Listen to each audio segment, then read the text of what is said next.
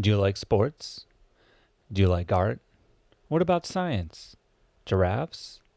Giraffe scientists that paint rugby games? It's all available on Audible, the biggest audiobook site with the largest selection of audiobooks this side of the inner solar system. No need to use your boring old eyes anymore. The ears are the future, my friend. Why, you're using them right now. So check out Audible and get your listen on. Go to www.readlearnlivepodcast.com/audible to start your 30-day free trial today. So part of, I think, what's going on when we relate in a sort of confused way to the value of other options is to take regret or the sense of sort of missing out as inevitably a sign that something went wrong. In fact, it's inevitable even when things go right. It's a sign of something, of a healthy appreciation of the diversity of good things in life.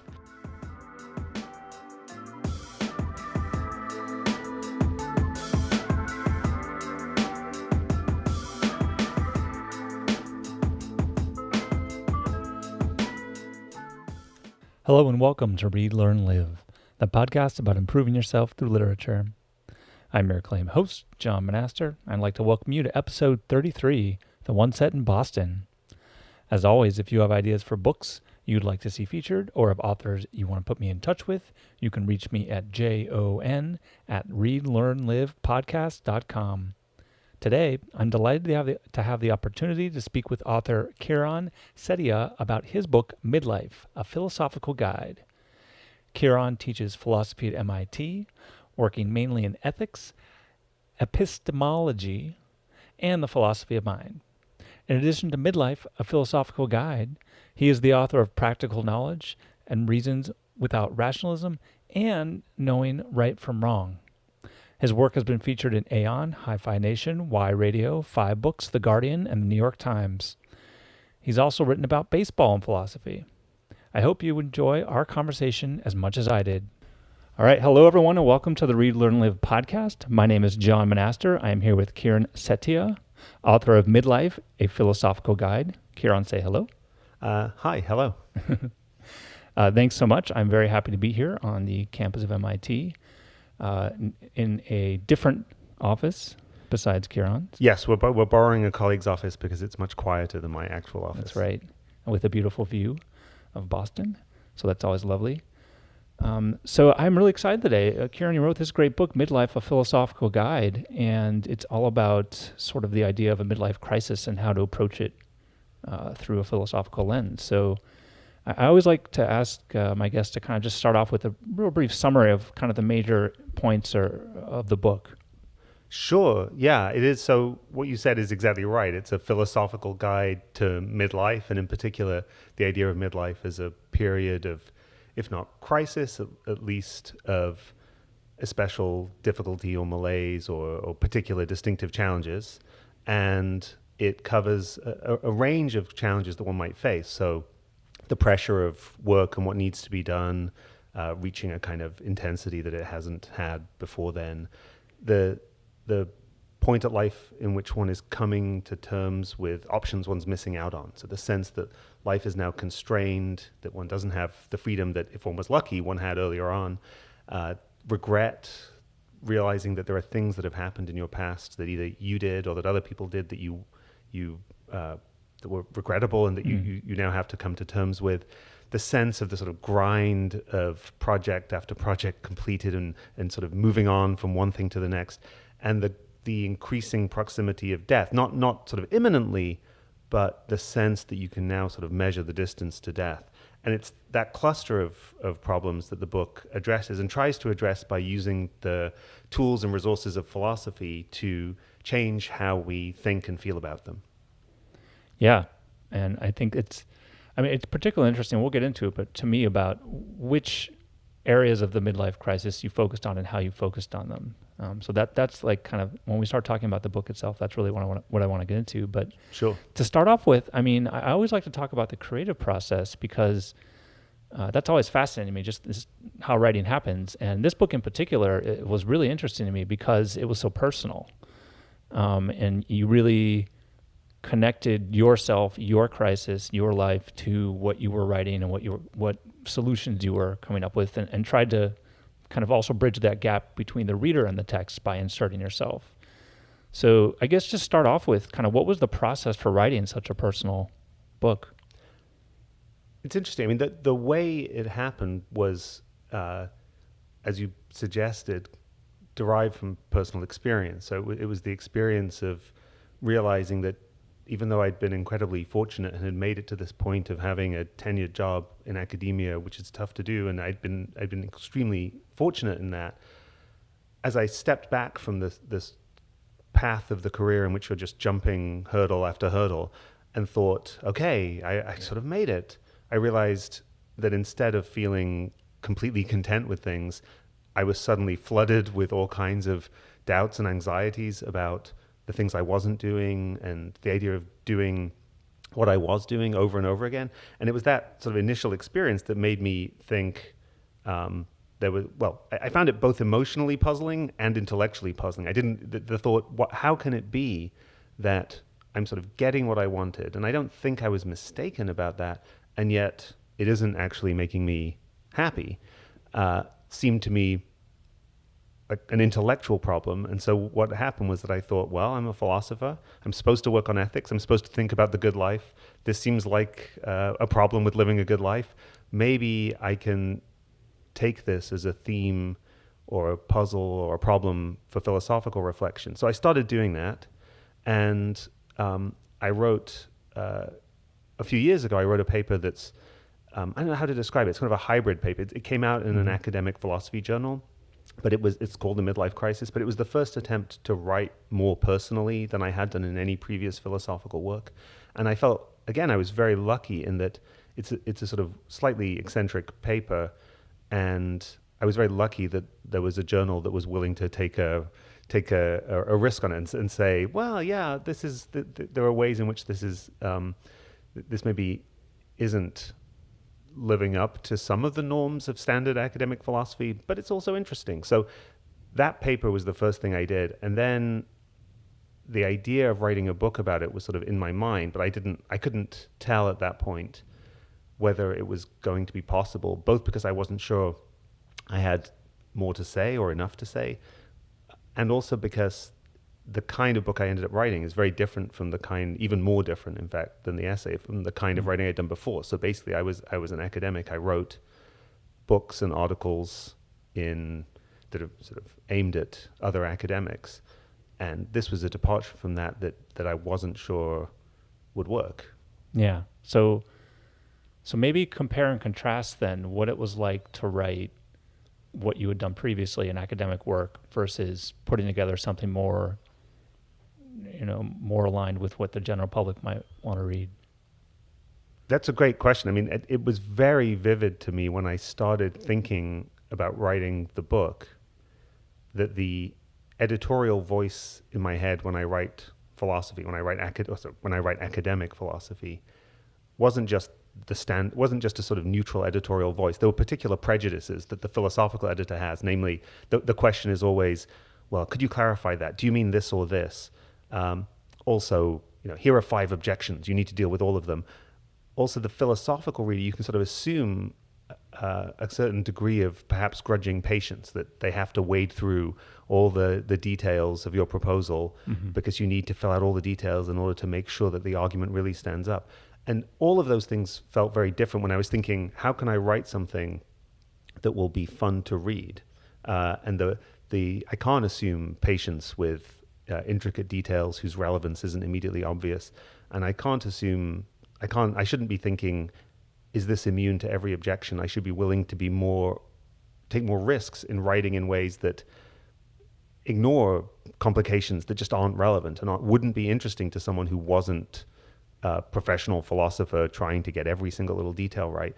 And so that I hadn't realized how much of a shift that would be, and it was really, but it was really fun actually. I mean, it made the experience of writing this book much more enjoyable than the kind of writing I had done before. I really liked it, and it certainly made the experience I'm having afterwards of trying to go back or thinking that I should be going back to writing academically a bit of a Well, it feels a bit of a grind to get back to doing that. You've had a taste of the good life. Yes, yeah, and there's a sort of ongoing question of how to figure out how to balance the two kinds of writing and what I really want to do in the future.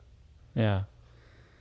What would you say was sort of the hardest part of that? What was the hardest part for you about writing the book?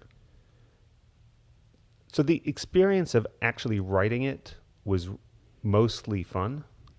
It took about, I would say, I finished the first chapter, which is a sort of cultural history of the midlife crisis, and that locates philosophy and philosophy's absence from it, and showed it to an editor, and he was interested.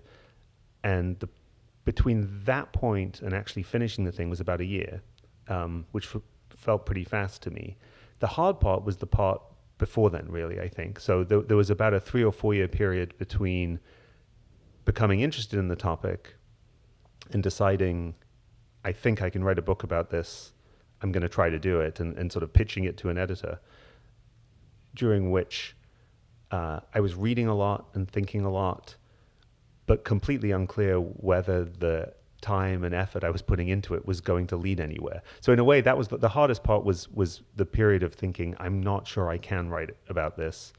And I'm not sure, I think I may spend 3 years reading everything anyone recommends about midlife and the midlife crisis, and then realize, nope, I don't have an idea how to do this. And when I try to do it, it's not going to work. So the actual writing experience, once I felt like I was doing it, and it was turning out something like the way I'd imagined when I was hoping I could do this, that part was sort of the easier part, really. Yeah. So once you got over that internal doubt. Yes. Kind of, yeah. yeah. And and I think in a way, if I had to describe my writing process, I think in general, once I start writing, it usually goes okay, but I usually wait because I put off starting until I really feel like I know what I'm doing, and there's this long period of sort of feeling like I'm sort of anxious period of feeling like I'm almost there but not quite. Should I start now? Nope, I should wait a little longer. And that part is the nervous part. Yeah. Well, I think you are joined by many other people on the procrastination train there. Yes, I found for me on so many projects, even getting this podcast off the ground, just starting is always the toughest part, because sometimes perfection can be the enemy of the good, and you really want to feel like you've got tackled everything and everything's ready to go. So no, exactly, yeah. I feel you. So yeah, I want to get into just a bit about the level of personalization. You know, we just briefly talked about it, but I mean, so obviously it was connected to your own issues that you were going through. But within the book itself, the way you wrote it was such that it's very, very clear that there is a you, in the sense that you use the word I a lot throughout the book. And sometimes you might talk for a bit about something else and then come back to, well, I thought about this and I felt like this and I was trying to do this.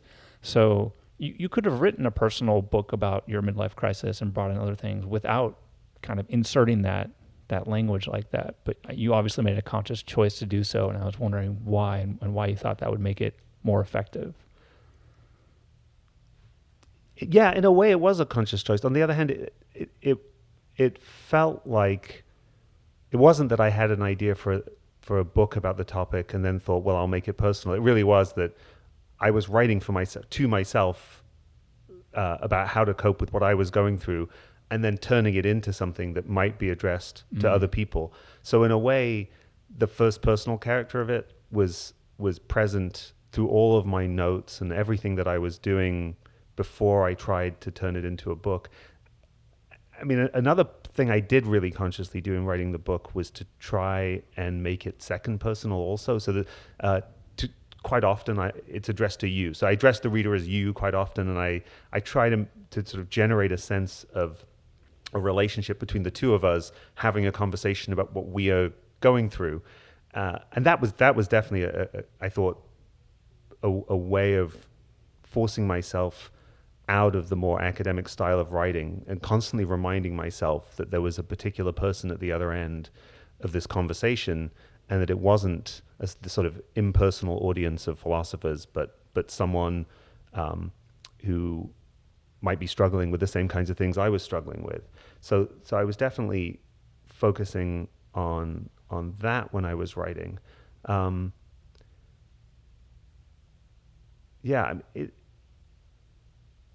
mean, at one point in the book, I say it's a self-help book in that it's an attempt to help myself, and that's really true. I mean, yeah.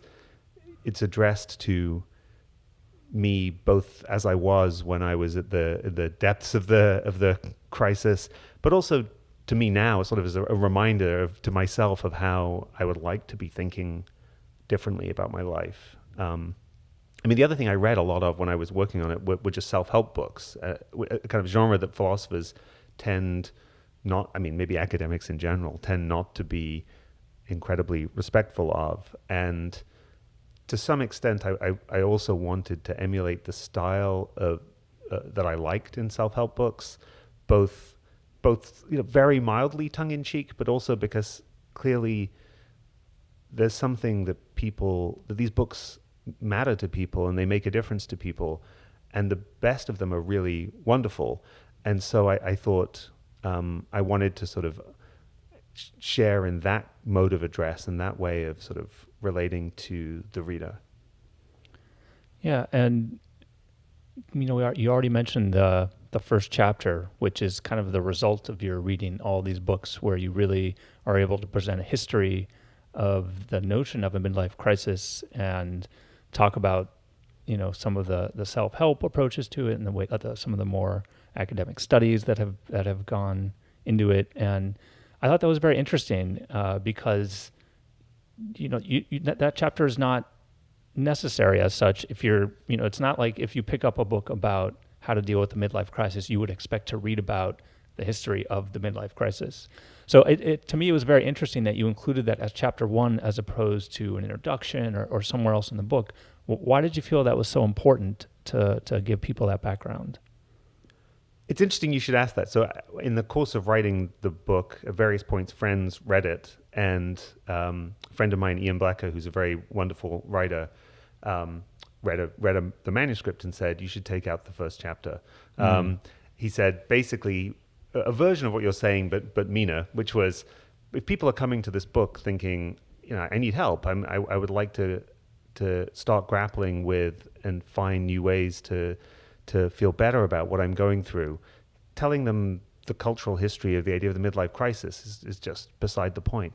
And I took that seriously, and I struggled with it for a while. And in the end, there are several things in that chapter that I really didn't want to lose. So one was, I feel like, skepticism about whether there is such a thing as a midlife crisis. Like, is this just bullshit? Is this a serious topic? I thought at some point I have to address that. And I toyed with the idea of doing it somewhere else or in some other way, and it felt very hard to move it. I also wanted to talk about the absence of philosophy and the idea, sort of preempt skepticism about whether philosophy had anything to contribute. And so again, I thought, well, if there was somewhere else I could do that, maybe I could move this material around. But I couldn't figure out a way to do it. So in a way that there is a certain sort of it's a residue of the difficulty of there were lots of revisions I did make in the course of working on the manuscript, and this was a case where it felt too difficult to move things around. And so it's being where it is a legacy of of my failure to figure out how to do it anywhere else. But substantively, the issues I thought I really needed to say something about were whether this is a real phenomenon to begin with. Why think? I mean, the book is called Midlife, and it's not just about midlife crises, but the basic lens is midlife as a period of particular difficulty. And so I wanted to justify the idea that it was appropriate to engage the topic on that assumption. And so, that's part of why it's there. But it's interesting that you should ask that question, because it was asked in the course of the writing of the book. That's funny. Well, yeah, and you also bring up the idea that contemporary philosophy hasn't kind of done this before, what you're attempting to do here. That hasn't really paid much attention to the midlife crisis.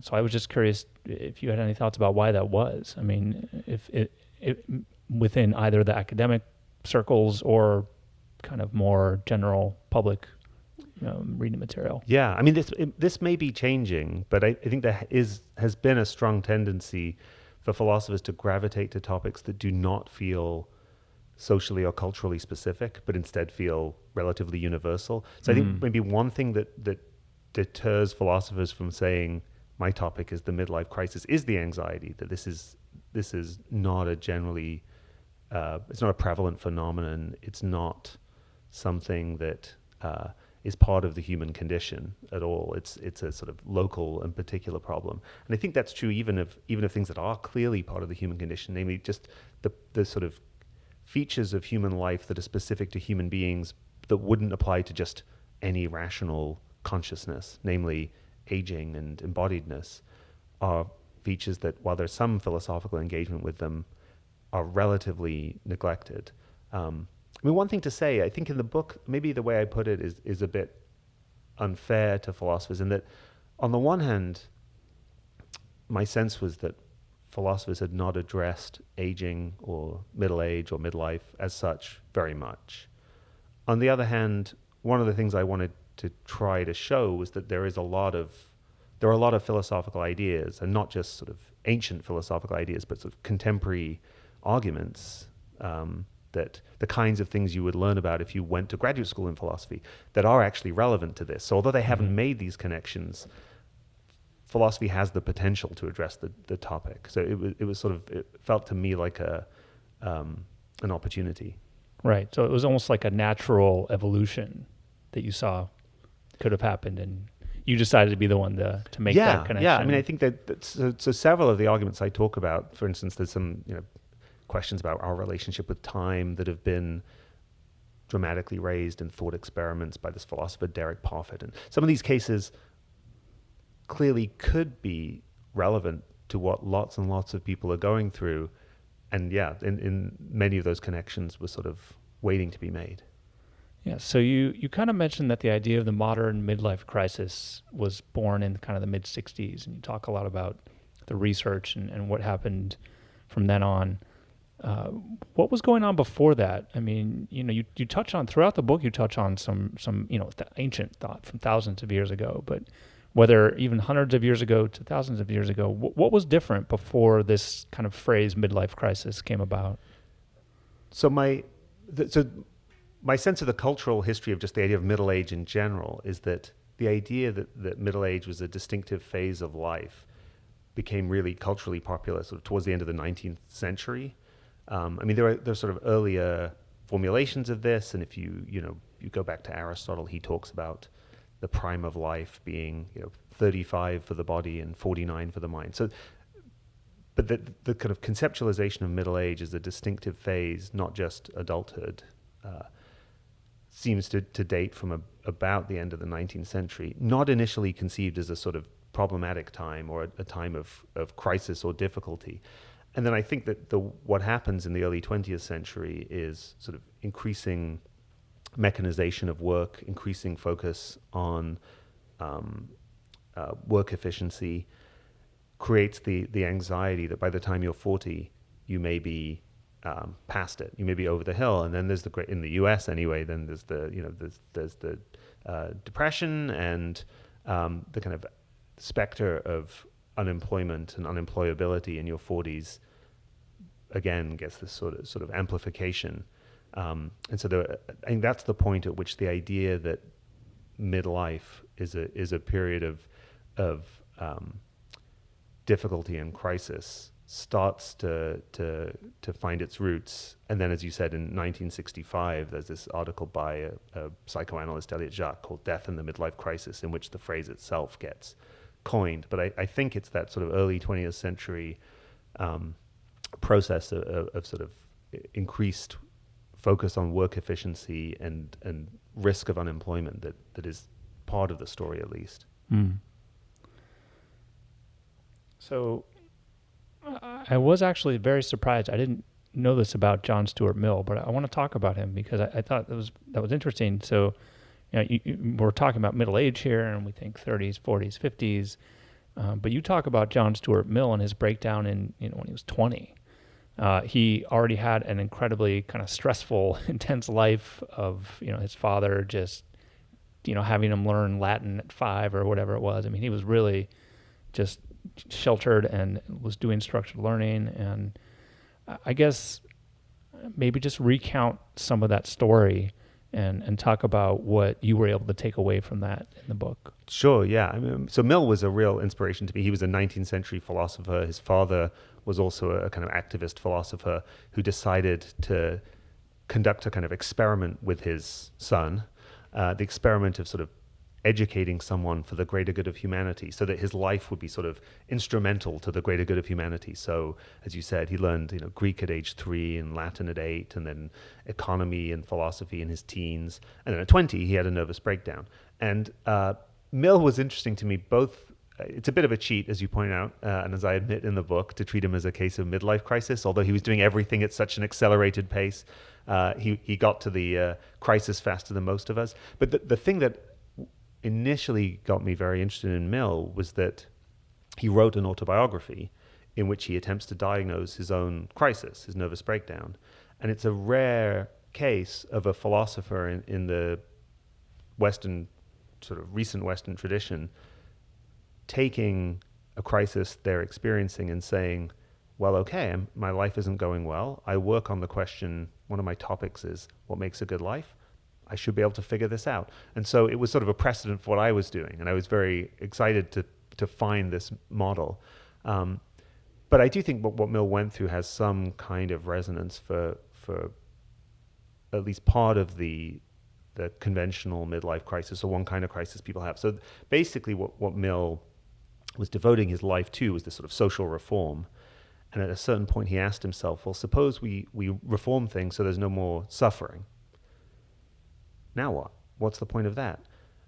And even though he thinks, well, that will be the achievement of my life's ambition, there seems something empty about it. And one of the ideas he has about what might be missing is that his conception of what's valuable in life is, I mean, in my terms, purely ameliorative. So he's focused on ways of making a difference in the world that just solve problems or remove needs that we'd be better off without. So it's sort of taking the negative things and getting rid of them. And the idea of activities or things to do in life that are positively valuable. So he himself talks about the question, what would there be left to do when the greatest sufferings of mankind have been relieved? He didn't really have a picture of the answer to that. And so the thing that was lacking in his conception of a good life was what I call existential values, so the values that make life positively worth living in the first place. So that there is something to aim for beyond just getting rid of the negative stuff so that it's no worse than not having been born at all. Yeah. And for Mill, that was reading Wordsworth's poetry. That was the thing that enabled light to dawn over his gloom. But I think for many of us, that the experience, maybe not of the complete disappearance of or occlusion of existential value, but the sense that so much of our life is devoted to dealing with the stuff that has to get dealt with. That can be especially intense in middle age, and especially when many people are in the situation where work is very demanding. There's a lot of stuff you've got to do just to take care of the kids. You have aging parents and the stuff you have to do to make sure things are going okay on that front. You're sandwiched in between. And there isn't as much room in your life as there, in a way, needs to be for the things that you don't need to do, but nevertheless make life worth living in the first place. And so even if your crisis is not as extreme as Mill's, I think making that distinction and thinking about the ways in which it's not self-indulgent, but sort of essentially life-affirming and necessarily life-affirming to focus on existential value is something we can learn from Mill's case. Yeah, and fascinating case that was. It definitely made me realize I need to read more about him and learn more about him. So the autobiography, in general, I love the whole book. It is true that lots of it is recounting the particular events of his life and his social activism at a level of detail that probably wouldn't be that exciting. But one thing you could just read the chapter called about my nervous breakdown. That chapter is amazing, and even if probably I have now told anyone listening enough that they could just grab that chapter. You can go online; it's all public access, and just read it. And that chapter is just a very beautiful piece of writing, and a very beautiful piece of kind of sincere, unpretentious introspection by a philosopher. And I do think that it was a real inspiration for me. Well, great recommendation. And so let's then bridge that over to you now, because in the third chapter, we start to learn more about you and your specific story.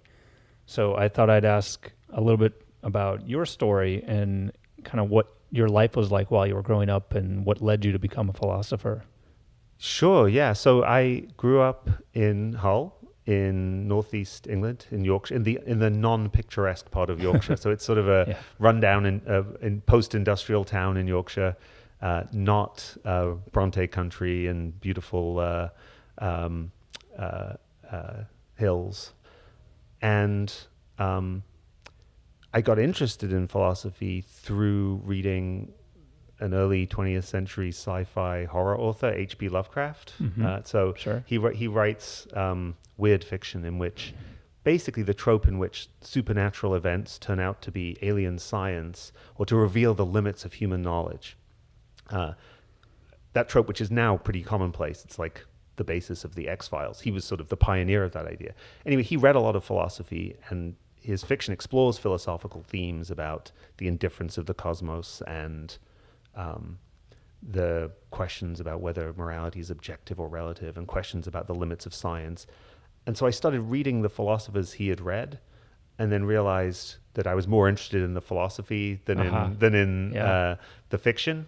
And that's the point at which I really got excited about doing philosophy. So on the way, I had been, before Lovecraft, as I say in the book, I'd sort of thought maybe I should be a poet. For a while I toyed with that idea. And then there was a long stretch during which at least my go-to answer when grown-ups asked me what I wanted to do was, I'm going to be a doctor. Because my father was a doctor and he wanted me to be a doctor. And it seemed like it seemed like a worthwhile thing. And it also seemed like an answer to the question that grown-ups seemed perfectly happy with. Yeah. So I certainly conceived myself as having that plan for a number of years. And then at a certain point realized that wasn't what I was going to do in college, if my parents would let me do philosophy instead. Yeah. Yeah, I think I remember in the book you were mentioning that, was your father a dentist? No, he's a doctor, he was very interested in, he wanted me to be a dermatologist. Or dermatologist, He'd come up with the theory, which I think may well be true, that dermatologists make lots of money and very few of their patients die. So he thought he'd figured out the perfect career for me. And as I said, for a while, I went along with this and thought, sure, why not? Just look at people's skin. It doesn't seem too bad. Although I think if I'd actually been a doctor, something that I do periodically think I maybe should have taken more seriously, probably I wouldn't have wanted to be a dermatologist. I wanted to be an emergency room doctor or something more dramatic. But at any rate, that was one of the sources of the idea that would be a good thing to do. And I mean, I'm very glad that despite my disappointing him on that front, he seemed okay with it. I was the last hope, because my older brother had done physics and was going to go off and do other things, and so I was the last chance for him to there were just the two of us, have a son who was going to be a doctor. But it's interesting how that works with parents. You know, I'd be interested to know about, if you look across most disciplines, whether the parents were similar or different. You know, and then I feel like there's probably not too many shades of gray. It's probably either the kids totally rebelled and went completely off, or they decided to stick with the family business or whatever. It's interesting. It's a good question. I mean, I have a son who's 11, who, as far as I can tell, has no interest whatsoever in being a philosopher. which seems fine to me. Yeah. But it's true that it's not. That it isn't a shade of. It's not that it's sort of, oh, maybe that seems good. It's he is he's pretty clear that that isn't a good plan for Yeah. him. I don't, do you have kids or No, you no, don't? no. So I you do don't- not. I do not know. Yeah, I mean I I think I in general feel like academia has its good sides and bad sides, but the main reason why I can imagine myself wanting a kid to do it is just familiarity. That I don't really know how people do other jobs or what the other jobs are. Right. So you And could always help that does out. not, yeah, exactly. I could be Yeah. helpful, but that doesn't seem like a good reason to try to direct his life choices. So Yeah. Well, very understanding of you. So speaking of choices, that's kind of what chapter 3 really gets into, is this idea of options and choices, as you mentioned before. And you kind of make this argument that it's great to have options, but bad to follow them or choose them, essentially, a lot of the time, in that it's dangerous to kind of radically change our life just because the option is there and it sounds nice. But at the same time, we should embrace the idea of options, just kind of in and of themselves. It's nice to think about. So I thought that was kind of an interesting argument, because it sort of feels like, to me, it's like it's great to bake cookies and put them in front of you. You just can't eat any of them ever. So, why is that exactly? I mean, maybe I'm being completely unfair, but why is that? And then maybe tie in some options you felt like you had and didn't end up choosing. Yeah, so there's maybe two sides to this. So one is the thought that the experience of missing out, the sense that there are these other alternatives, and even if things go well, the sense that one regrets not having taken them. I think that idea reflects something actually positive about life, namely that it's possible to appreciate, and in fact that most of us do have the capacity to appreciate such a diversity of valuable things. So for me, so I look back and think, I'm never going to be a poet. That would have been a completely different life. I love poetry. That's not going to happen. Or I could have been a doctor. I probably could have gone into med school. I probably could have made a living. It would have worked out probably. And that would have been very, very different. And there's all kinds of things that life would have contained that my life doesn't have in it.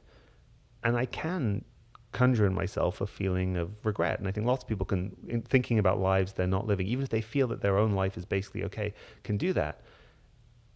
But I don't think that's fundamentally a negative phenomenon. And I don't think it necessarily means that you've made a mistake. It doesn't necessarily mean that the other lives would have been better. What it reflects is that because values are so diverse, and because we're forced to choose between them in ways that don't directly compensate for the things we miss out on, it's basically inevitable that we're going to experience that kind of loss. And really, it's not bad. It's not a bad thing about life, because when you try to imagine what you'd have to be like not to experience that kind of loss, the only way to do it would be either to impoverish the world so there really weren't lots of different lives worth living, or to impoverish yourself so that you're sort of so single-minded that there's really only one of them you care about. And those aren't really desirable ways to live. So part of, I think, what's going on when we relate in a sort of confused way to the value of other options is to take regret or the sense of sort of missing out as inevitably a sign that something went wrong. In fact, it's inevitable even when things go right. It's a sign of a healthy appreciation of the diversity of good things in life.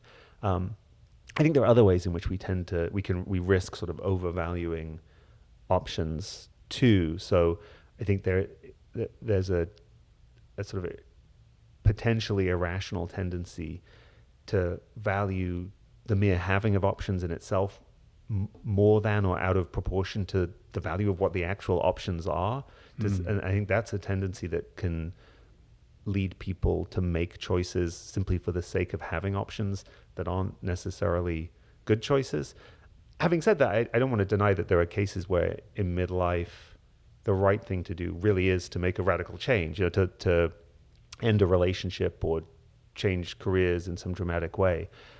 It's a general feature of the book that because it's introspective and focused on what philosophy can contribute to how to think about your life, it's much more about how while continuing to do outwardly fairly similar things, one can change how one feels and sort of avoid various kind of pathologies of feeling and valuing. And it's less about practical advice about how to switch careers and things like that. And that's partly because it's philosophical and it's about the kind of introspection philosophy can support. It's also because I think if you go around looking for self-help books about midlife, there already are self-help books about midlife that say, here are some strategies for being newly on the dating scene after a midlife divorce. And I wasn't going to replicate that. Yeah, it's sort of more like metacognitive, like how to think about thinking as opposed to how to think about acting. Yes, yeah. So I mean, in some cases there are suggestions for things to do in the book, but very often they're things to do in order to change how you feel or think. Right? Yeah, Exactly. One thing I thought was interesting, you were talking about risk and valuing options. I mean, you kind of brought in briefly the kind of behavioral economics field and the idea of risk aversion and, how we value options over time and how that can change. And to me, that kind of spoke to the way that our personalities change as we age. So, maybe if we had faced the same issues at, 30 that we're facing at 50, we might, even if they're the exact same set of issues, if somehow we were at the same point in our lives, we might respond differently because of who we are. So I guess I was curious to know a bit more about that and why we might not choose options now that we might have chosen before, and generally how our personalities change as we age. That's really interesting. I mean, one thing I was thinking in talking about risk aversion in the book was about, I was interested in the question, how can it be, or can it be, that something, for instance, a decision you shouldn't have made at a certain point, you later look back on and think, yeah, I'm kind of glad I made it. Even though you don't retract your earlier sense that at the time it wasn't a wise decision. And one way that can happen has to do with risk aversion, to do with the fact that at the time you sort of the gamble between two options, say a riskier but potentially more exciting career as a musician and a less risky career as a lawyer. That's the case I sort of study in the book. At the time, you might think I was just unduly afraid of the risks when I chose the more conservative option. But when things work out well and you look back, now what you're looking at is sort of a risk-free past. Like, what the past is. It turned out the way it did. And if it's pretty good, even if it's not the best it could have been, the question, do I wish I could sort of rewind time and do it over again, will look different, because now what the keeping things as they are is risk-free. The idea of rewinding time reinserts risk. And insofar as you're risk-averse, that's now going to seem like a less tempting option. I mean, that could happen, though. The case I was imagining was one where that happens even when your sort of level of risk aversion stays the same. You don't your personality doesn't need to change for that to happen. You could be equally risk averse at both times. It's just that what you're looking back on is sort of a risk-free life versus risky do-over versus what you were the choices you were making in the beginning all involved risk. So it wasn't that one of them was risk-free. But I think it may well be true that people's personalities and sort of attitudes change in life, and that one kind of way that I actually don't say that much about in the book, in which life can take turns that at the time you should have regretted and that in retrospect you might feel better about, is that the decisions themselves change what kind of preferences and values and character you have, so that you end up with a character shaped by those choices in which you now can look back and affirm the way things Those turned were out. correct. Yes, yeah. So I think that is another interesting way in which it's not inevitable that things that were mistakes and misfortunes at a time are bound to be objects of regret later. So the general question of that chapter of the book is about whether it can make rational sense not to regret things that were mistakes, misfortunes, failures, and these are both ways in which it could make sense to affirm your life even in the face of imperfection.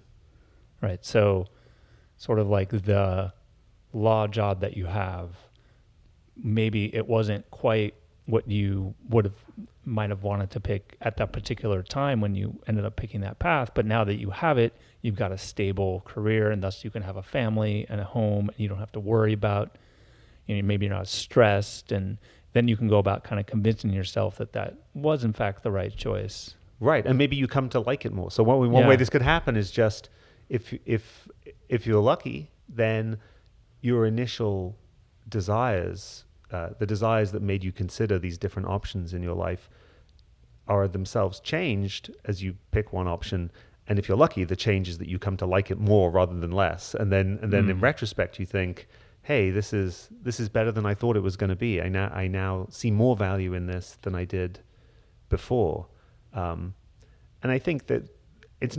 I don't think it would be irrational if that didn't happen. I think I don't think it's necessarily a mistake when it does. And I think there's a lot of psychological mechanisms that sort of lead people to value the actual way things turn out more than the way they might have turned out. Yeah, I always like to say that we're rationalization machines. Yes. We're very good at that. Yeah, I mean, in a way, thinking about this philosophically, I was interested in whether certain kinds of retrospective affirmation of life are rationally defensible, and I wanted to focus on ones that were. There are probably some that aren't, but it may not matter from the point of view of in a way, from the point of view of therapizing oneself. Irrational or non-rationally motivated affirmation of the past might be better than nothing. Yeah. Yeah. So you have this kind of fascinating comparison between abstraction and specificity, and maybe, to tie back to our last couple questions, you were talking about the abstract notions of other lives we could have lived. So maybe the abstract notion of what it would have been like to be a musician, and the specific details of a life we do have, what it's like, what is my job every day as an attorney. And you kind of, it seems to me, call out abstraction as dangerous almost. And so I'm curious to hear about why thinking about things abstractly can be dangerous, and how focusing on the details can help you through that. Sure, yeah. I mean, so this is a psychological phenomenon that I think is rational and neglected by philosophers, which is that when our emotional responses to things and our preferences and our desires are not just sensitive to the sort of colorless judgment, which is better of these options, which is worse. Would my life have been better could it have been better if I'd married someone else? Maybe it could. And if I just think, is that better? It might seem like I'm sort of rationally compelled to prefer and to wish one of the better outcomes had come about. But in fact, the contrast between the sort of abstract thought, this alternative would have been better, and the thought, well, the way things are isn't as good, but look at all the specific ways in which it's good. Look at the particular interactions and the moments I've shared with my wife and my kid. And if I think about those specifics, there seems to be a way in which my desires and emotions rationally come apart from my abstract evaluation of which options are better or worse. So, I mean, I think this is just a general phenomenon that when not just that something's good, but why it's good, and you have a rich appreciation of what's good about it, you're more moved, and I think rationally more moved than you would be if someone just told you, yeah, it's really good, and didn't tell you why. And so one thing that we have as a rational resource for affirming our lives, even when we acknowledge that things went badly, there were misfortunes, it could have gone better, is that we don't have access to the particular ways in which those alternatives would have been better. Whereas we do have access to the particular ways in which things actually are good, and unless it's really bad, there are going to be some ways in which it's good, and that by focusing on them, we can find resources with which to affirm our lives that wouldn't be present if we just asked in general terms, well, could it have been better? Would it have been better some other way? And that's as I said, I think that's a phenomenon that philosophers tend to either ignore or to assume must be irrational. And I'm not convinced that it's irrational. I think, in fact, that it is reasonable to be more strongly responsive to the specifics than to these sort of abstract judgments. And the fact that philosophers tend to focus on the questions of which abstract comparisons of better and worse are true means that they're missing out something that's really important for the actual rational psychology of valuing and caring about things that we engage in. A big part of the midlife crisis is aging and death, and it's kind of realizing that maybe perhaps our best years are behind us. So yeah, I had a couple questions about that. And first off, the symmetry argument, and I wanted to kind of get from you the symmetry argument, and then kind of at a higher level, how can philosophy really help us deal with the fact that death is kind of on its way for everyone? Yeah.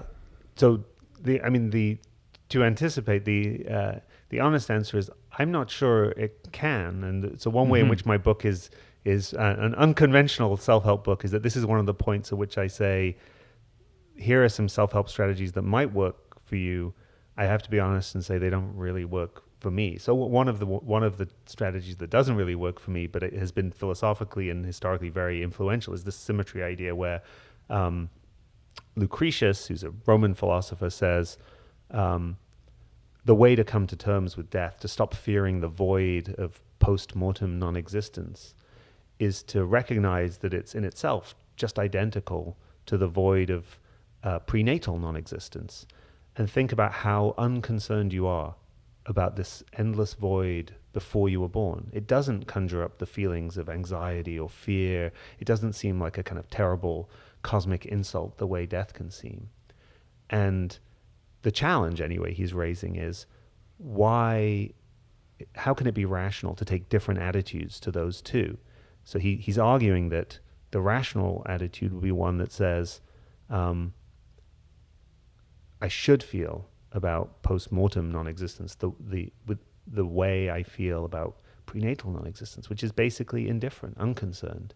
And of course, you could restore the symmetry the other way by becoming intensely anxious and freaked out by prenatal non-existence. That's sort of another option on the table. But the fundamental issue raised by the argument is sort of whether the sheer past-future asymmetry, whether it's rational to give weight to that, whether the fact that sort of what death deprives you of is future experiences, whereas what not having existed for a long, long time earlier sort of deprives you of, in quotes, is experiences that would already be in the past anyway. And so one sort of loophole, one kind of problem for the symmetry argument, one kind of answer to the Lucretius is to insist that it's perfectly rational to take different attitudes to future and past experiences, and to value and care about future experiences more than past ones. And while I don't think that's rationally sort of compulsory, I wouldn't think someone who really had a kind of temporally neutral attitude, who didn't prioritize future over past in that way, was exactly making a mistake.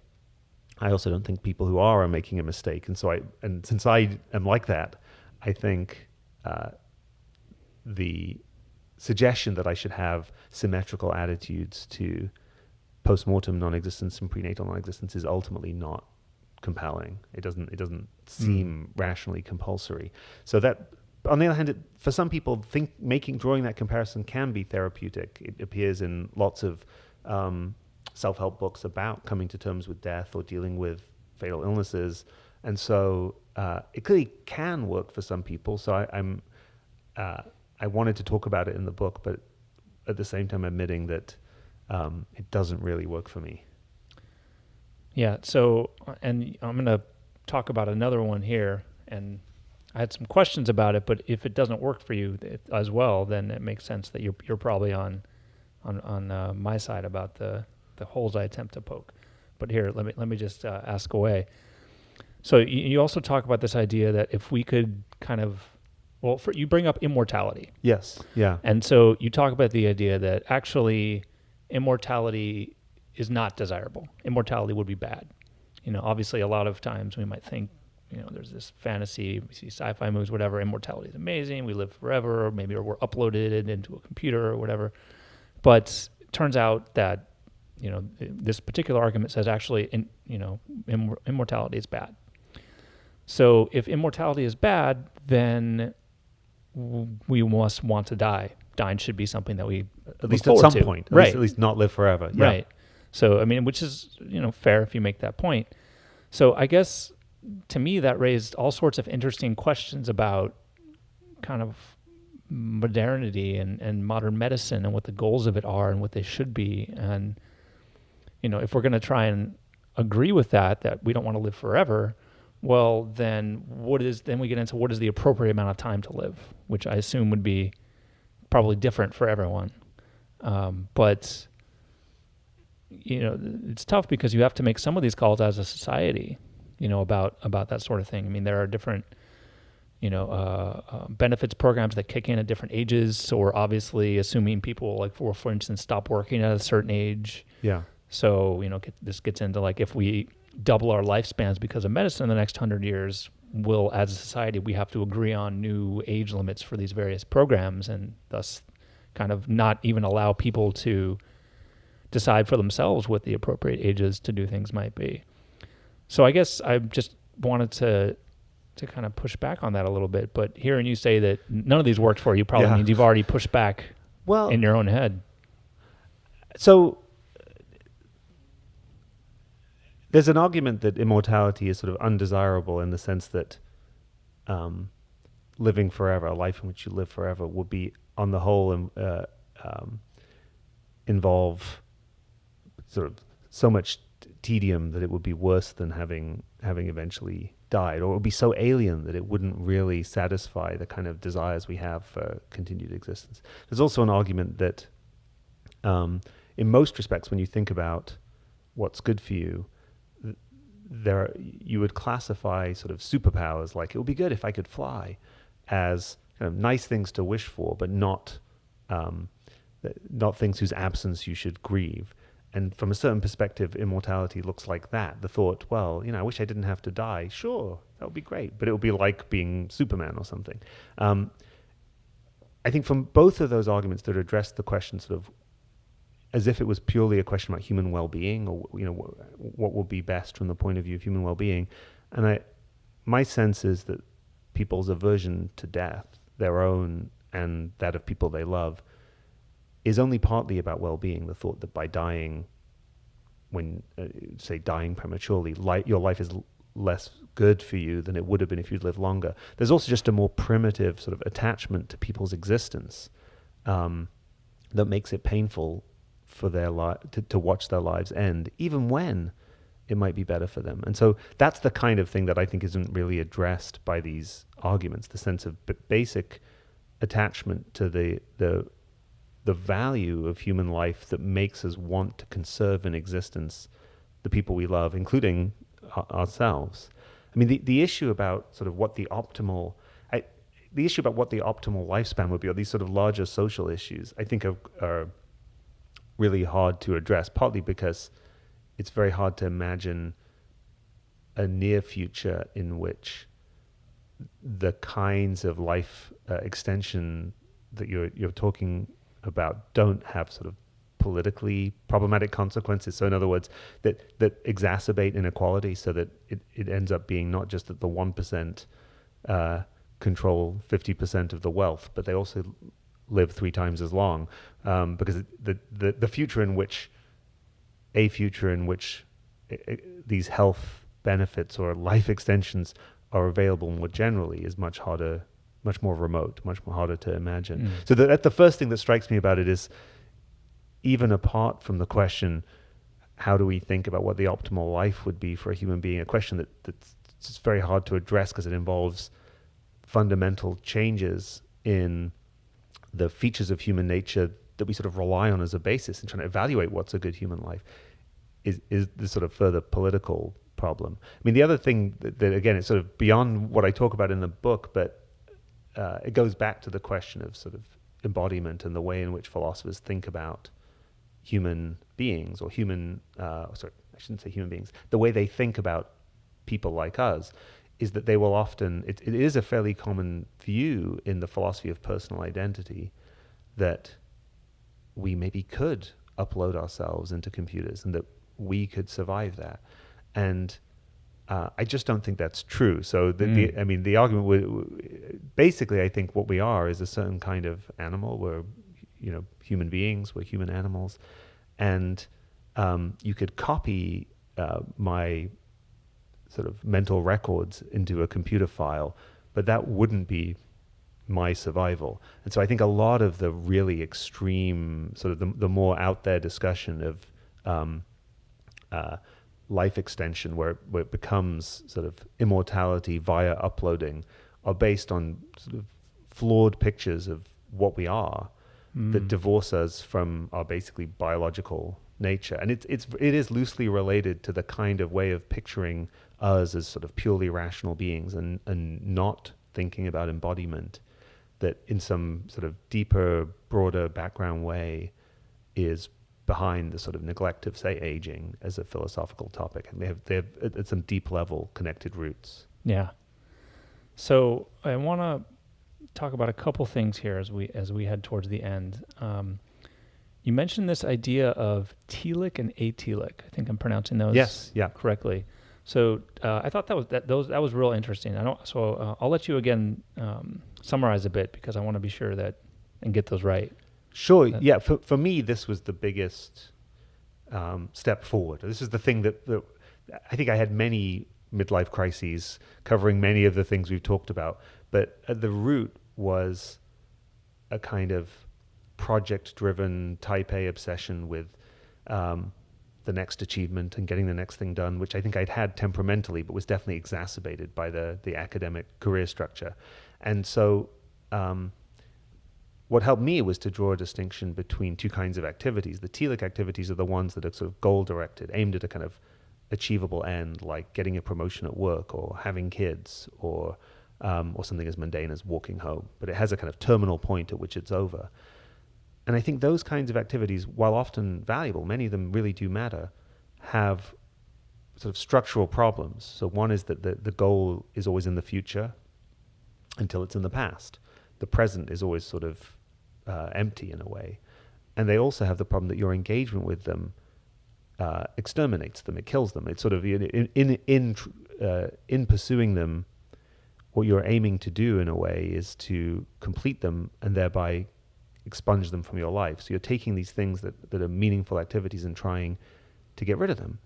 And crucially, not all activities are like that. So there are also atelic activities, which we're also always engaged in, but we don't always focus on in the same way.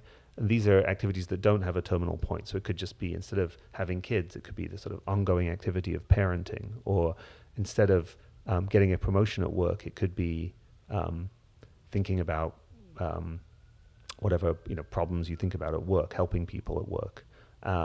And instead of walking home, that mundane example, there's also just going for a walk, strolling around, where there's no terminal point at which you're aiming that's going to exhaust the activity. You'll stop doing it, but you can't sort of finish it, so there's no more walking to do or parenting to do. And because they don't have that kind of terminal goal-directed structure, they also don't have the problem that of the sort of hollowness of the present, the sense that what you really want is always in the future or the past, and that you're exhausting the activity by engaging with it. If what you want is to be, say, just hanging out and chatting with your friends, and that's what you're doing, well, you have exactly what you want right now. It's not sort of in the future, sort of aimed for and delayed or deferred. And so I think a kind of crisis that I was having, and that people can fall into, especially around midlife, although it could happen earlier or later, is overvaluing telic activities or projects, or exclusively valuing projects, thinking of the valuable activities in their life excessively in those terms, and not valuing sufficiently the sort of atelic ongoing process of what they're doing. And the shift to valuing atelic activities more has been, for me, both the hardest and the most sort of fruitful and effective therapy for the midlife crisis. Do you have? Are you willing to share maybe a particular example Well, of an activity? so I can do it by I can anticipate a question that I know you were probably going to ask, which was about what am I working on. So what am I working on next? Yeah. So one kind of, I think in the past I would always have had many answers to that took the form of projects, things I was going to write, things I was going to try and work on. And one thing I've been trying to do is to let myself not have projects or goals in doing philosophy, and to go back to a kind of way of relating to philosophy on which what I value is the incredible privilege of being able to think about philosophical ideas and read philosophy and talk about philosophy with people, and to invest in those atelic activities, and let the sort of products, the sort of teaching this class and writing this essay, if I'm going to write an essay, be sort of side effects of that. So that for me, that's been a big shift, because although there are sort of aspects of my personal life I could talk about too, for me the thing that was most alarming in initiating the midlife crisis was this sense that I wanted to be a philosopher, and now I was, and yet I suddenly, the moment of getting there, had this structure of, well, I've completed it, that's done, now what? And the only answer I had was, well, I guess I'll just do some more of those things. And it seemed completely unsatisfying. And so for me, that kind of shift that's the thing I'm trying to do, to be less focused on getting things done. Which is an absolutely fascinating attempt, kind of given that I feel like almost everything in our society is the opposite. Yes. There's literally a book called Getting Things Done that's sold millions of copies, whose sole goal is to help you achieve as much as possible with your projects. Yes. I mean, I think, again, I touch on this a little bit in the book, but I suspect that the sort of cultural, the crystallization of the idea of the midlife crisis and the idea that it's connected with sort of being project driven is not unrelated to sort of these sort of cultural pressures towards successive achievement and maximizing the number of valuable things one does. I mean, that sort of ethos of what makes for a valuable life, or on which it's a productive life, is a kind of deeper social cause of the kind of this particular kind of midlife crisis. So the last question I wanted to ask about the book was about Western versus Eastern philosophy. And you get in the kind of the very last chapter, you bring in Buddhism and you talk a bit about Eastern philosophy and meditation and how that can be helpful. And I think that was, to me, it was very interesting, because almost everything else in the book was Western philosophy, kind of modern. You kind of also, you tease back a bit into some of the Greeks or other areas. But I guess I was curious about how you found that balance, and why Buddhism was helpful in the area it was, and why it wasn't in the other parts of the book. So the background to this is that my education in philosophy is sort of an education in Western philosophy. So most philosophy departments in the Anglophone world don't have people who work on non-Western philosophy. So I wasn't really trained in that, and so that's kind of a contingent feature of my education. Another thing is that I very much was interested in the idea of not treating a philosophical self-help book as an attempt to discover the great wisdom of the ancients, either in the Western tradition or the non-Western traditions, but as the application of sort of the tools of philosophical reflection to the kind of problems people were actually facing, the kind of problems that I would actually talk about with my friends over dinner, when they would say, I have to spend all my time just doing stuff I have to get done. I never have any time for me. Like, to think, okay, what's going on there? So it was much more about doing philosophy than about looking back to authorities.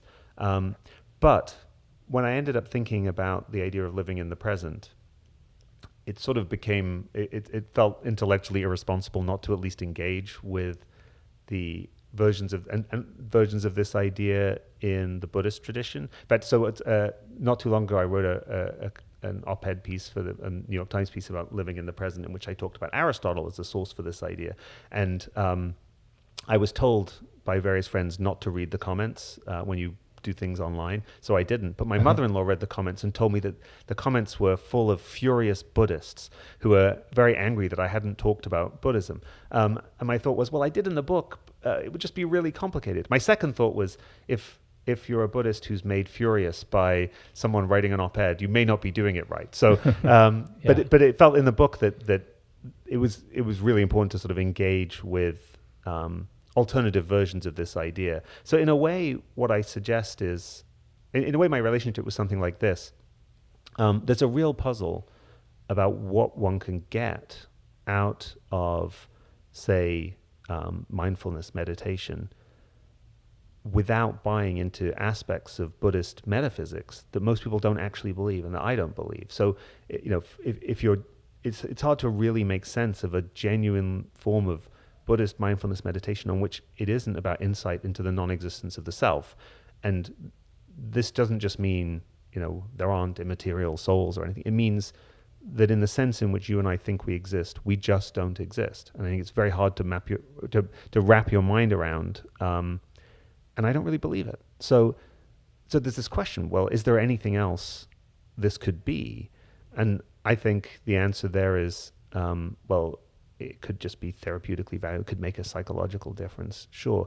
But I think it can also be a kind of way of training oneself to detach from telic activities and sort of goals, and to appreciate the ongoingness of atelic activities. So that was an idea that I thought was it was both important that it isn't quite the same as the central idea of meditation for insight in Buddhism, but is indebted to Buddhism, and that it felt intellectually sort of irresponsible not to try to engage with that, even though in doing so I ended up writing about something that I'm not an expert on. It really was a matter of trying to read and learn enough that I could sort of channel experts and say something about it that felt intellectually plausible.